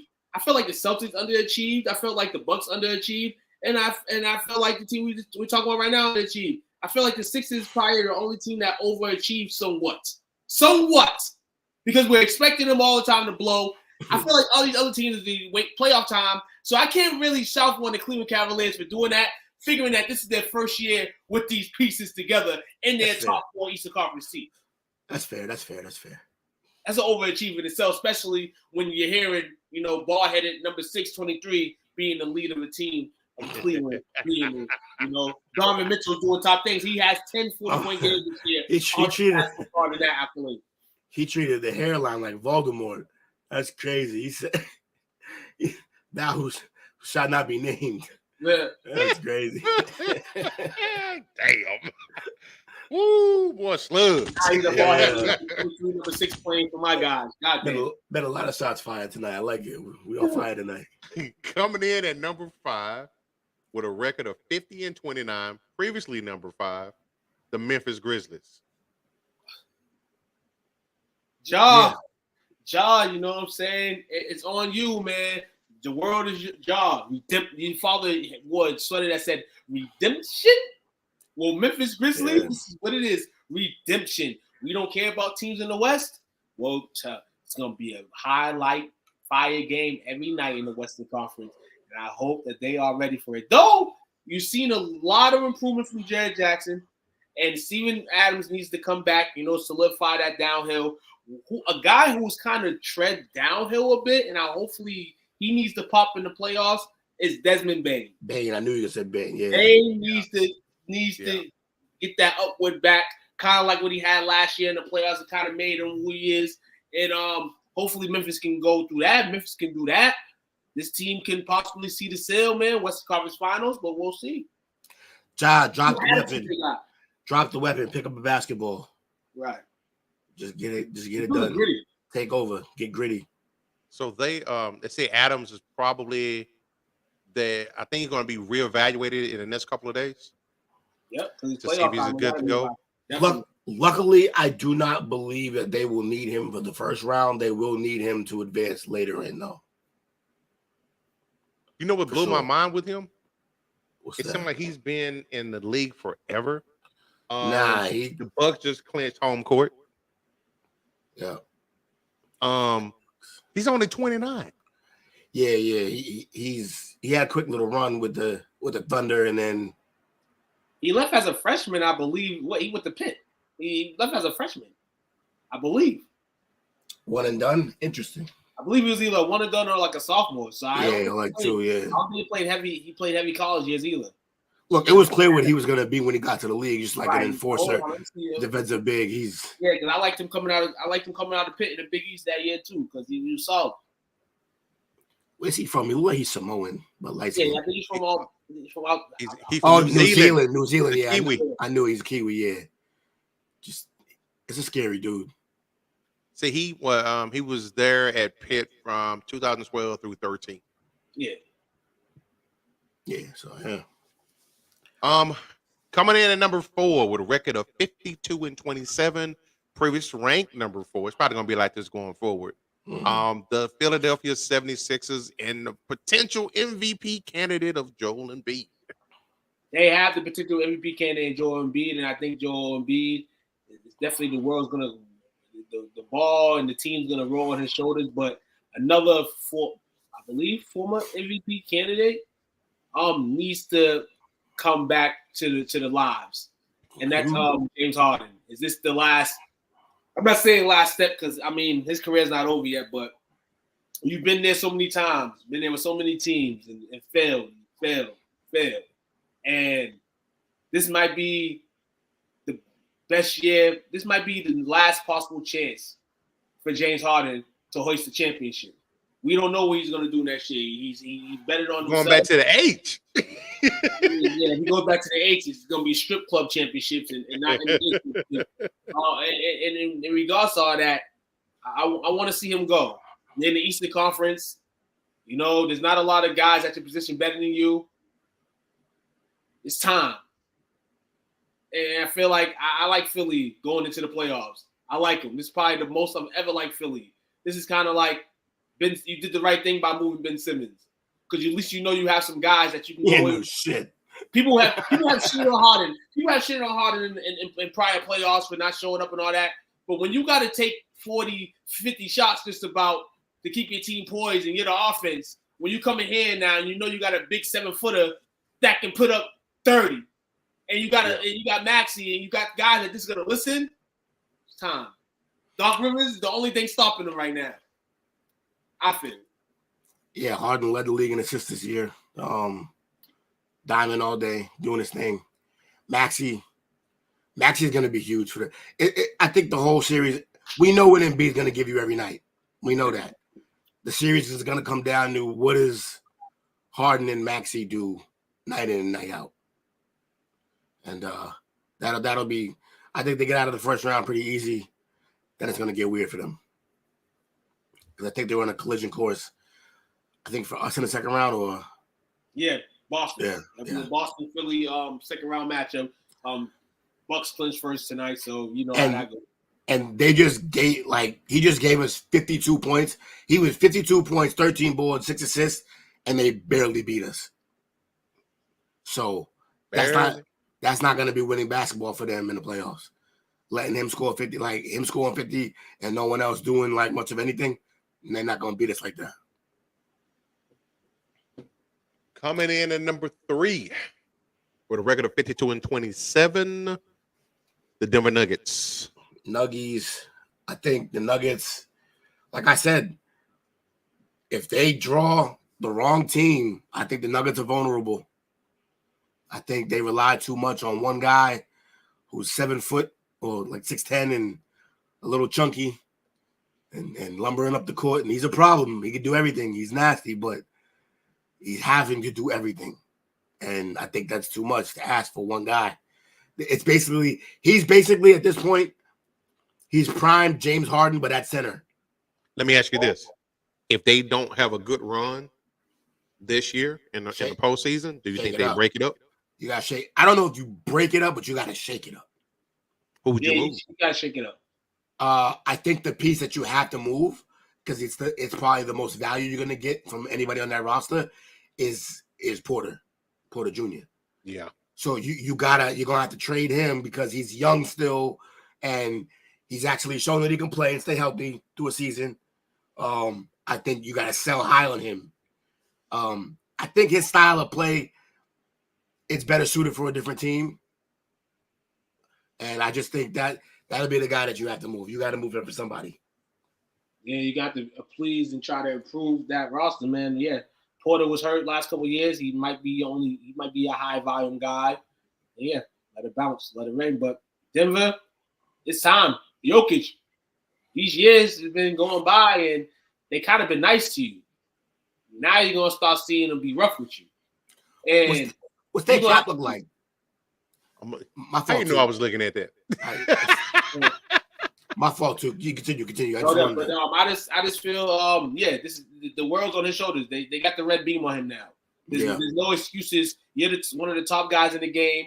When they talk about teams that didn't win this year, they have to talk about not only the Denver Nuggets, but with Joker. And that's no shade all the way on Joker because this team has to come and compete. But you gotta. He's a superstar. You gotta treat him like a superstar. If Harden's getting blasted for not winning the championship, and even young Jason Tatum's being blasted for not winning the championship, then we got to blame Jokić and we got to blast him when he ain't win the championship or getting the job done, getting out the first round or whatever the case is. They right now the stands, they are $44 million over the cap. So they can't sign a damn person next year. No, and I was looking at their breakdown of potential free agents. They're not losing anybody big. You got Bruce Brown Jr., Ishmael Smith, Jeff Green, DeAndre Jordan, Thomas Bryant, Reggie Jackson, Colin Gillespie, and Jack White. Yeah, so they're still pretty much intact. You got to shake it up. If this trade is offered, maybe you have to add. You can add picks if you think it needs it. Kevin Porter. It's Kevin Porter, right? No, what's his name? Michael Porter Jr. Michael Porter. I always get them mixed up. Michael Porter Jr. and whatever for Murray and the Hawks. Dog, I'm gonna be real with you. The way Denver's looking right now and all this and that, like you said, how much value can you really get for a Porter Jr. or even a Jamal Murray?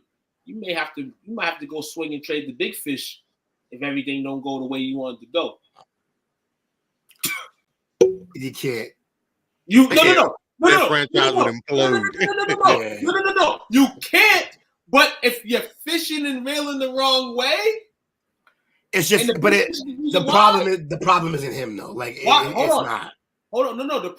That's not what I'm saying. I know what you mean to get the most because he's the most valuable. Yeah, because you got to think about it. Michael had a horrific back injury. Yeah. What's the chance of that coming back again when the team going to sign the value? Nuggets already paid him money. Right, that's why I said so high because he's been better now. I can see Murray in a situation, but then you're gonna have to bring pieces around him because soon enough you can't have a person like that balling like that. You don't have pieces around him. So eventually, I was saying trade Porter for DeJounte Murray from the Hawks, just because I think yeah, that's a good trade. No, it's a solid move, but is it a NBA championship solid move? I think. Well, is it a top 4 in the West solid move? Yes, I think from the Hawks' perspective, it's not great because they kind of end up in the same situation with another scorer. But I think from Denver's perspective, you get another guard who can really handle the ball and he locks up on defense. That'd be great for the year. That puts them in a better spot for sure. But yeah, it's just a random trade I was thinking of. Let me ask you this, because after next year, Murray's contract going to be up. After next year? DeJounte Murray, not Jamal Murray. Gotcha. Okay, fair enough. What were you going to say? I'll just, we were talking about the shakeup. If you can find, obviously you have to throw in another player, but would you consider trading Murray for, say, a Trae Young? It'd probably be Murray and Michael Porter. They're gonna want both because that's a franchise guy. And also, as much as I like Trae Young, that's kind of redundant. They both from a defensive standpoint. Oh well, yeah, that's the whole other story. There's no defense being played on that team at all. They'll lead the league in assists. They'll lead the league in assists because them two guys are gonna pass happy. But yeah, that would be like Kyrie and motherfucking Luka, but the opposite. But part of the problem with what we've seen with Trae is we thought he'd play better a little bit off ball, and he hasn't. We thought when they got Murray there, okay, now we can take a little bit off of Trae Young, take a little bit off his plate. He can play off ball sometimes and score. Didn't really work that way. He got less efficient. Trae Young street smart. He needs the ball. Trae Young street smart. That's on the terms of the basketball and all that. But in terms of the coaching and all that, he's not that smart. And that's the reason why Trae hasn't bounced that. Because you gotta look at it. He's his own dog right now. He has his own leash and he can do what he wants. So that's why it doesn't look like that. To a solid coach is able to go and really put the bug in his ear, and he can trust that coach because he hasn't trusted any. On a basketball like point guard IQ level, he's basically been as smart as all his coaches in most of his life.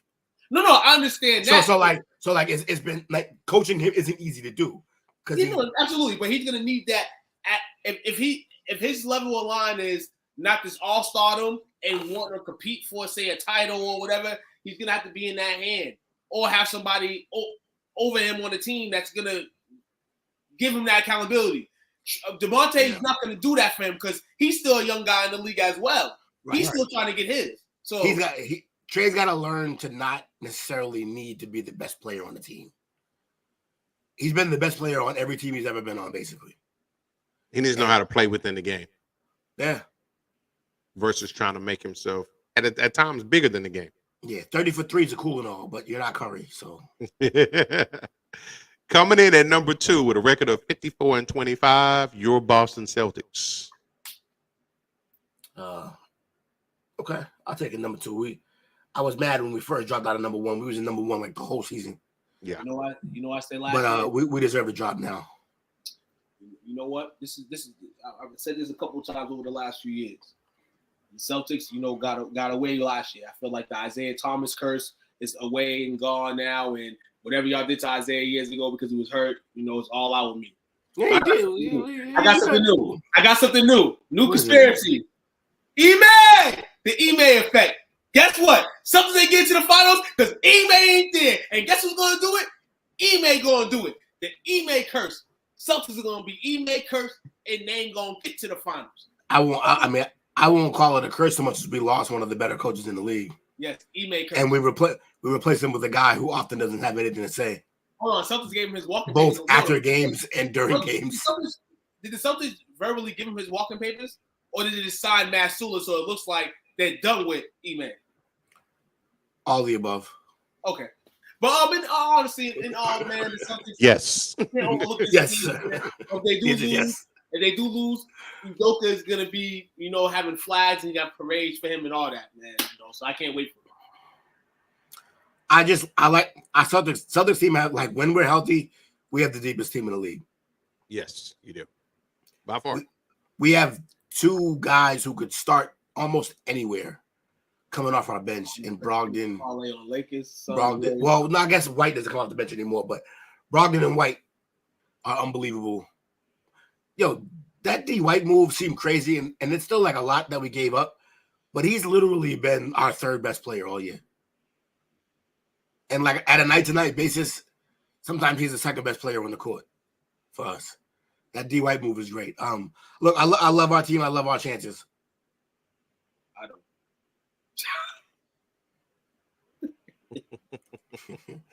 You want some old man? No. No.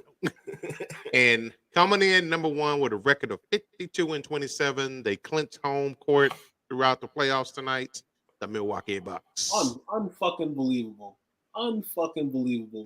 This fucking team was fucking the number 1 seed in the Eastern Conference. I mean, shit. we talk about this team and what they need to kind of keep the team going, but seems like a bunch of old bastards is doing their thing, huh? Yeah. Look, Lopez looked like he's 12 years old. You know what I'm saying? Porter's still looking like he's running, but the thing is, Giannis still got these dudes running and gunning. Injuries occur. It don't matter. Giannis is going to save the day. Giannis save the day. But guess what the playoffs is not going to do for them? Possibly. Save Giannis. So if they go into a matchup, I mean, it's easy for them. They might be if the Celtics can breeze through the same way the Bucks can breeze through, the Bucks are going to run into a problem like they ran through last year.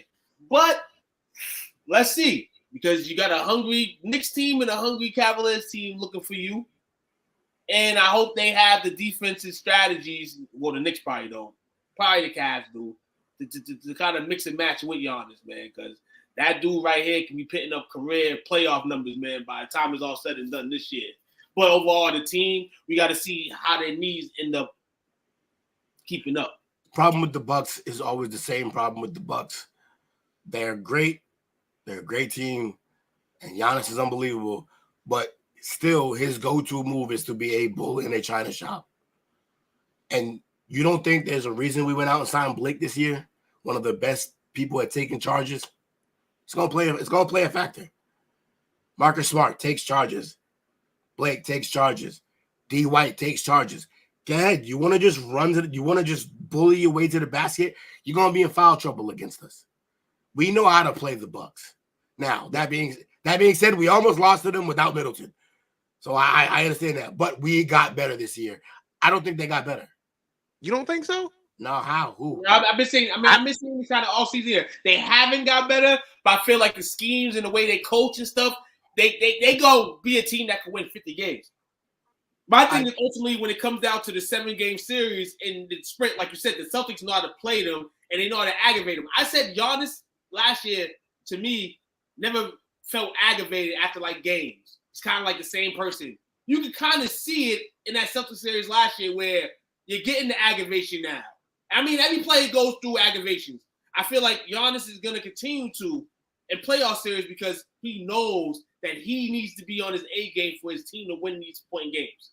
And it might aggravate him again if they run to a Celtics team. And defensively, they're pitting him in the eggshell. Look, the only part of their team that you could say will be better than when they faced us is the fact that Middleton is actually healthy now. So if we face them in the conference finals and they got Middleton, then fine. Then that version of the team is better than last year. But in general, as an overall team, no, I don't think they got better. In fact, they lost a key player. DiVincenzo is nasty, and they lost him.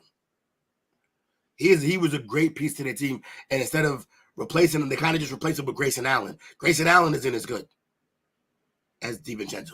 I do like what they did around the trade deadline, though. I like that they went and got, Crowder, who has he even hit the court yet? Yeah, Crowder's had some decent games. They went and got him, and they also got Dragic to help space that floor out. I forgot they got Goran. That helps. Keeps them clogging up the middle for the most part. They should have brought back Wes Matthews. He is there. Oh, Wes Matthews still there? He's still there. That dude, he played on the Deron Williams Utah team. He's got to be 60 years old. Did he play with Clyde Drexler? I'm saying. Deron Williams been out the league how many years? Deron Williams been out the league and had a boxing match. Right. He's 36. He at least 40. That's crazy. 36 years old, man. Shout out to him, man. Let him do his thing. I know people that's 36 right now, and damn, shit. I'm 36. I mean, I wasn't gonna throw your age out there at all. You gotta do it for me. And my playing days is like 5 years behind me. Oh no, you sit there like, damn. It's like for a person that's like in my age, like a Kevin Durant or somebody, you're like, damn, Kevin Durant, you still out here playing in the league? I'm over here pickups like after the fourth game, like, you know what I'm saying? Dead. Hey, absolutely dead. Wait for about another 10 years when you're gonna look up and everybody that you watch and play was like younger than your kids. Yeah, it's crazy. Or your kids busting your chops or something. Nah, never that. But I be tripping. I see anybody born in the 2000s. I'm like, Jesus Christ. It's like, you're a baby. Who y'all got for shout outs, man? Man, shout out to everybody who came through and graced us with their presence. I'll give out tonight's MVP. I think he was trying to win it tonight, but I'll still give it to him. Jake. I'm The villain. Nah, taking no MVP. I'm Akeem Olajuwon, still my trophy. He stood my trophy. Took me back from Dave Robinson. I'm the MVP tonight because I missed a chop up last night, so I had to be the most important player tonight because I wasn't the most important last night. Shout out to you guys on the chop up though, man. I didn't want to give y'all a shout out for last night. Hey, you brought that heat today too. We appreciate you, brother. No, that Jake. I'm sorry. I had to be Kanye for a second. You know what I'm saying? And say Jake didn't get the Taylor Swift. You know what I'm saying? Shout out to all you guys though. Shout out to all you guys for a fabulous week. You know, a lot of things, hitting the table. Draft coming, man. Not too many shows of the play call sheet left, but we getting through draft-wise. Like I said, man, everybody that's watching, man, post some draft stuff, man. Let's get into, the discussion, debate time, I mean, there's really one more true play call sheet before we start turning it into other stuff. Next Monday, so. And the Cowboys be featured, so it's gonna be a hell of a show. We got the Patriots. Michael Irvin, you know what I'm saying? Because once Austin's again, in the house, you know what I'm saying? We gotta have all the OGs in the crib on Monday, so come through, man. Because once again, as I pointed out earlier, Coach is a professional, and he set this up real well to where the Cowboys and the Patriots are the last of the Mohegans. Oh, we might be cancel the Patriots, man. We might be putting on the backboard after the draft. Well done. I will concede that we should do the Patriots before and let the Cowboys be the end of our play call because they have a better chance of being good and doing good. And fuck my Patriots right now. And you never know, man. Anything can happen on draft night. Anything could happen. But shout out to Jake, man. If we trade Chris, for Lamar, Sean, Lil Dude, LOL, Unc, and Anthony. We appreciate y'all hanging out with us tonight, man. Absolutely, man. Make sure Friday, 7:30 Eastern Standard Time, we got a second episode of the Tap Out. Got big. Oh, that's right. Coming up. Yeah, that's right. Friday, 7:30. He's gonna set it up, and I'll run that show. We already set up and ready for you, brother. We're gonna let Jake do his thing with Wu-Tang Tran in the house. Yes, sir. I'm gonna sit back. I'm gonna sit back and let the young bucks do their thing, but also I'll interject a little bit. But it's gonna be a fun show. We got a great event coming up. Izzy Adesanya and Pereira, round I think 4 of this total, but it's only the second time in the UFC. That's a big fight. The belt's on the line. And actually, we're gonna hit you for the money line on that and all that stuff. Because I'm feeling a little woozy. I gotta look at the rest of the card because you know how I feel on card. Yeah. Hopefully, it's not 2 title fights. If there's 2 title fights, then I might have to. we also got Masvidal versus Burns, which is gonna be a fight. Masvidal got into some stuff today. Actually, Kevin Masvidal said, him and Kevin Holland got into it. I think so. They can't got something today. That's crazy. I love Kevin. I love both of them guys, but Masvidal said if he loses this fight, he might retire because he's been taking. He's smart. He retired. Yeah, he's taking heavy L's lately. In the sport where you grew up whooping the ass, you don't want to end your career getting your ass whooped. Right. And I feel myself. And he has been. If I was ever a UFC fighter, the first time I lose, I'm done. Fuck the rematch clause. I lost. I don't want to lose again. I don't want to have a chance. I don't want to feel that. I'm done. That ass kick. That's crazy. But yeah, man, shout out to everybody, man. Y'all been great.